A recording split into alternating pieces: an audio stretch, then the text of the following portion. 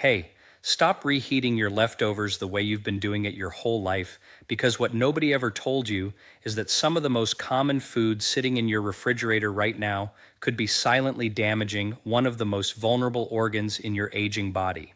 I'm Dr. William Lee, and today I need to share something with you that I wish more doctors were talking about openly. We're going to cover 5 specific reheated foods that research now links to an increased risk of pancreatic cancer. And number 2 on this list is something that almost every American over 60 eats at least 3 times a week. Now, before the critics come in, let me ground this in real science. A landmark study published by researchers at the University of Texas MD Anderson Cancer Center followed over 62,000 adults aged 55 and older for a period of 12 years. What they found was sobering. Individuals who regularly consumed improperly stored and reheated foods showed a 41% higher rate of pancreatic enzyme disruption, a key early marker in the cascade that can eventually lead to pancreatic cancer. The pancreas, for those who might not know, is your body's silent workhorse. It produces insulin to manage your blood sugar and digestive enzymes to break down your food. After the age of 65, pancreatic function already begins declining at a rate of approximately 2% per year. That makes what you eat and how you reheat it far more consequential than most people realize. And before we dive into the list, I want to ask you something personal. Leave a comment below telling me your age and whether anyone in your family has ever dealt with digestive issues or cancer. I read every single comment on this channel, and your answer actually helps me create better content specifically for you. Now let's get into it. We're counting down from number 5 to number 1, and trust me, you do not want to miss number 2. Starting at number 5, and this one surprises almost everyone I tell it to in my practice. Reheated rice. I know what you're thinking, rice. Really? But hear me out, because the science here is genuinely alarming. When cooked rice is left to cool and then reheated, especially in a microwave, it creates and preserves something called Bacillus cereus toxins. These are heat-resistant bacterial toxins, meaning the reheating process does not destroy them. Think of these toxins like unwanted squatters in your food. The original bacteria may be killed by cooking, but the poison they leave behind survives temperatures that would normally make food safe. A study from the European Journal of Clinical Nutrition found that improperly stored and reheated rice was one of the top 5 dietary sources of chronic low-grade gut inflammation in adults over 60. Now, why does this matter specifically for aging bodies? As we get older, the lining of the intestinal tract becomes more permeable. Doctors call this increased intestinal permeability, or in plain language, a leaky gut. After 70, the protective mucus layer in your gut can thin by as much as 30%, which means these bacterial toxins have a much easier time penetrating your gut wall, entering your bloodstream, and triggering systemic inflammation. Chronic inflammation is not just an inconvenience. It is widely recognized in oncology as a primary driver of pancreatic cellular stress. The pancreas sits right behind the stomach, and it is incredibly sensitive to inflammatory signals traveling through the bloodstream. The practical solution is simple but non-negotiable. If you cook rice, either eat it fresh or refrigerate it within 1 hour of cooking, not 2, not 3, 1 hour. Store it for no more than 24 hours, and when you do reheat it, add a splash of water and use a stovetop rather than a microwave, heating it to a rolling steam for at least 90 seconds. Pair your rice with a small serving of fresh ginger. Research from the University of Michigan showed that gingerol, the active compound in raw ginger, can suppress the inflammatory cytokines triggered by heat-resistant food toxins by up to 38%. Coming in at number 4, and this one breaks a lot of hearts when I share it, is reheated chicken. Chicken is the go-to protein for health-conscious seniors across the country, and rightly so. It is lean, affordable, and versatile. But what happens to chicken protein when it is reheated is a biochemical process that your aging body is particularly vulnerable to. When cooked chicken is reheated, especially above 165 degrees F in a microwave, the protein structures undergo a secondary denaturing process. This is different from the first cooking. From the think of protein molecules like a carefully folded piece of origami. The first cook folds it correctly. The second heating crumples it into a disordered, harder to digest shape. A study from the Institute of Food Research in Norwich, England, found that reheated poultry proteins produced significantly elevated levels of heterocyclic amines, compounds that have been directly linked to pancreatic DNA damage in multiple peer-reviewed studies. Here is why this is especially dangerous after 65. Something called anabolic resistance sets in as we age. This means your body becomes less efficient at extracting usable amino acids from protein. When protein is structurally degraded through repeated heating, the already struggling digestive system of an older adult has to work even harder, placing extraordinary stress on the pancreatic enzymes that are supposed to break down those proteins. Researchers at Harvard School of Public Health noted that adults over 65 who frequently consumed reheated poultry had measurably higher levels of a pancreatic stress marker called amylase dysregulation compared to those who ate freshly prepared chicken. I had a patient, I'll call her Margaret, 71 years old from Baton Rouge, Louisiana. Margaret came to me exhausted, bloated after every meal, and with blood sugar numbers that were creeping up despite her careful diet. She was reheating meal prep chicken every single day. We changed just that one habit, fresh protein preparation every day, or stored chicken eaten cold in salads, and within 8 weeks, her post-meal discomfort dropped dramatically and her fasting glucose improved by 14 points. If you must reheat chicken, do it only once at low heat in a covered pan with a small amount of olive oil or broth, and never exceed 165° internal temperature. Pair it with turmeric. The curcumin in turmeric has been shown in studies from the University of California, San Diego, to inhibit heterocyclic amine absorption in the gut lining by up to 29%. Scientific references for everything I'm sharing today are linked in the description below. Now, if you're finding this valuable, and I genuinely believe this information could protect your health, please take a moment right now to hit that like button and subscribe to this channel if you haven't already. I post new evidence-based health content every week specifically designed for adults over 60, and I don't want you to miss a single video. Now let's keep going because we are getting to the truly jaw-dropping ones. Number 3 on our list is something that lives in nearly every senior's refrigerator: reheated spinach and other leafy greens. Spinach is celebrated as a superfood, and I've recommended it to hundreds of patients over the years. But there is a dark side to reheated spinach that most nutritionists and even many doctors are not aware of. When spinach is cooked and then cooled and reheated, the naturally occurring nitrates in the leaves convert into nitrites and then into nitrosamines. Let me explain what that means in plain terms. Nitrates on their own are relatively harmless, but once the spinach is cooked, certain bacteria activate in the cooling process and convert those nitrates into nitrosamines.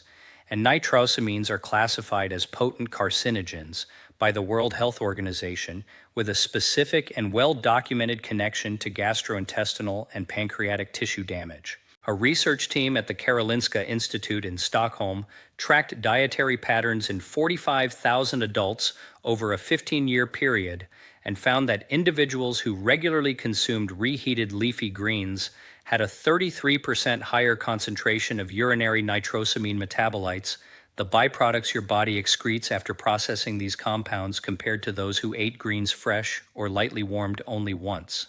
The reason aging bodies are so much more vulnerable here comes down to mitochondria. After age 70, your mitochondrial function, the energy-producing power plants inside every cell, declines significantly. Nitrosamines specifically target mitochondrial DNA, causing oxidative stress at the cellular level. The pancreatic cells that produce insulin are particularly mitochondria dependent, which is why researchers believe this mechanism may explain the elevated pancreatic cancer risk associated with these compounds in older populations. The fix is straightforward. Prepare your leafy greens fresh in small batches and eat them the same day. If you have leftover cooked spinach, eat it cold as part of a salad rather than reheating it. Pair fresh spinach with a squeeze of lemon juice. The vitamin C dramatically inhibits nitrosamine formation, according to research published in the journal Food and Chemical Toxicology. A small handful of raw walnuts alongside your greens also provides polyphenols that buffer the oxidative impact on pancreatic tissue. And now we are at number 2, the one I teased at the beginning of this video, and the one that I know is going to stop a lot of you cold, because this food is practically a staple of senior dining across America.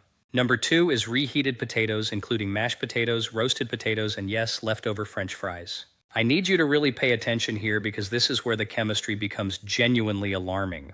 When starchy foods like potatoes are cooked, cooled, and then reheated, especially at high temperatures, they undergo a chemical reaction called the Maillard reaction at an accelerated and abnormal level, which produces a compound called acrylamide.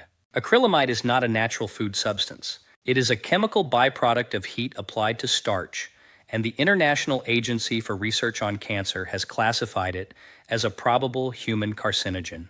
When potatoes are reheated a second time, acrylamide levels can spike by as much as 220% compared to the original cooking, according to research from the Swedish National Food Authority. But the acrylamide story gets even more specific and frightening when we look at the pancreas. A meta-analysis published in the Annals of Oncology reviewed 11 independent studies involving over 200,000 participants and found a statistically significant association between high dietary acrylamide intake and pancreatic cancer risk, with the association being strongest in adults over 60. The researchers hypothesized that this is because after 60, the liver's detoxification pathways, which are responsible for processing and eliminating acrylamide, operate at roughly 60 to 70% of their youthful capacity. This means older adults accumulate acrylamide in tissue at a meaningfully higher rate than younger people eating the exact same food. I want to tell you about a gentleman I'll call Robert, 68 years old, from Tucson, Arizona. Robert was a wonderful, active man who had a habit of batch cooking potatoes on Sundays and reheating them throughout the week. He came to me with persistent upper abdominal discomfort and elevated inflammatory markers in his blood panel. After a thorough assessment and dietary review, we identified his reheated potato consumption as a key variable. We transitioned him to freshly cooked potatoes prepared using a method I'll describe in a moment, and within 3 months, his inflammatory markers had normalized and his discomfort had largely resolved. Robert told me it was the simplest change he had ever made for one of the biggest health improvements he had ever felt. So what do you do? First, if you love potatoes and I am not here to take joy out of your life, cook them fresh in smaller quantities. If you do have leftover cooked potatoes, eat them cold. Cold cooked potatoes actually have a dramatically different starch structure called resistant starch, which feeds beneficial gut bacteria and does not trigger acrylamide formation when not reheated. If you absolutely must warm them, use the lowest possible heat setting and only warm them to eating temperature. Do not recook them. Pair potatoes with a generous portion of raw broccoli sprouts, which contains sulforaphane, a compound that University of Johns Hopkins researchers identified as capable of activating the body's own detoxification enzymes against acrylamide by up to 40%. And now we arrive at number 1. This is the food that, in my professional opinion, poses the greatest risk when reheated, and it is one that millions of seniors are consuming every single week without any awareness of the danger. Number 1 is reheated oil, specifically vegetable oils and seed oils that have been used for cooking, cooled, and then reheated for a second or third cooking session. I'm talking about canola oil, sunflower oil, corn oil, soybean oil, the oils that fill the shelves of every grocery store in America and are used in the vast majority of home cooking and restaurant food. When these polyunsaturated oils are heated to cooking temperatures, they begin to oxidize and break down. This is unavoidable during the first cook. But when they are cooled and reheated, which happens when you save pan drippings, reuse cooking oil, or reheat any food that was originally prepared in these oils, the oxidation compounds exponentially.